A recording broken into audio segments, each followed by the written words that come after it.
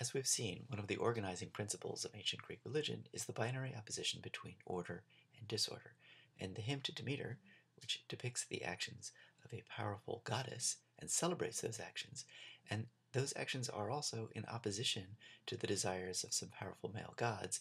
This raises a particular question about the nature of cosmic order within this tradition, and it's a question that I think a lot of our discussion of plot elements today speaks to. It's worth lining them up on sort of different sides of a central question, and that is whether or not cosmic order is a patriarchal order or not. On one side, we have some pretty fundamental things here. Zeus and Hades decide Persephone's fate.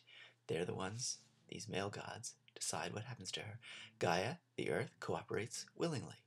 Persephone ends up as Hades' wife, and Demeter's expression of power, when she does express it, is destructive and disorderly. There's no way around that. On the other hand, Demeter gets her way, in part. The story does end in a compromise, and Zeus officially recognizes her power. Most important of all, Demeter ends up with a special relationship with humans, and a relationship that in some ways puts her ahead of many of the gods. So if you look at these elements, you'll see, I think, that there really isn't a way of figuring out exactly where this myth falls.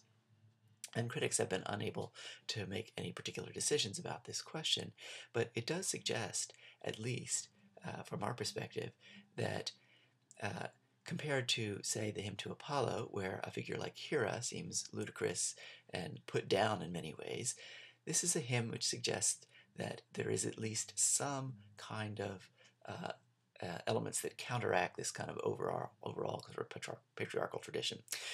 We'll see this again in the future, and it's something worth looking for as we move into other texts like the Theogony.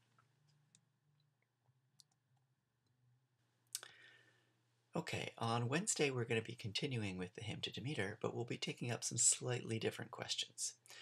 One of the things you may have noticed about this story is that many of the elements and themes in the hymn to Demeter might seem familiar, and not just because you may be familiar with the story of Persephone, but because they seem to crop up in other stories, not just in ancient Greek culture, but all over the place. Folk tales, fairy tales, stories you may have heard. This raises a kind of an important question, because when we talk about things like patriarchal order in early Greek religious discourse, we're really asking historical questions. We're trying to place this myth within a particular cultural context. We call this historicism. And when we approach texts like that, we see them as primarily reflecting historical and cultural moments. And so we ask questions like, how does this myth reflect concerns and ideas of its time? But when we start to see elements of a myth that crop up in other stories, in other cultures, and at other historical moments, we begin to think that perhaps there are alternative ways of approaching this. And in fact, there's a basic fundamental difference between historicism and something which we would call mythic criticism.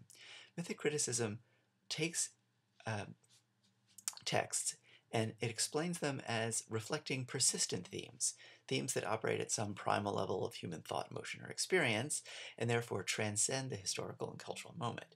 So a typical question for mythic criticism would be, how do the elements of this myth reflect basic human patterns of thought, things that are not specific to that particular historical or cultural moment? So on Wednesday, we're going to be coming back to the elements of the story, and we're going to be trying to practice perhaps some of this mythic criticism. So we'll be looking at elements like this. I'll put this slide up, and we'll start with this as a beginning. There may be other pieces in here that we want to take a look at as well. But this is our basic plan for Wednesday.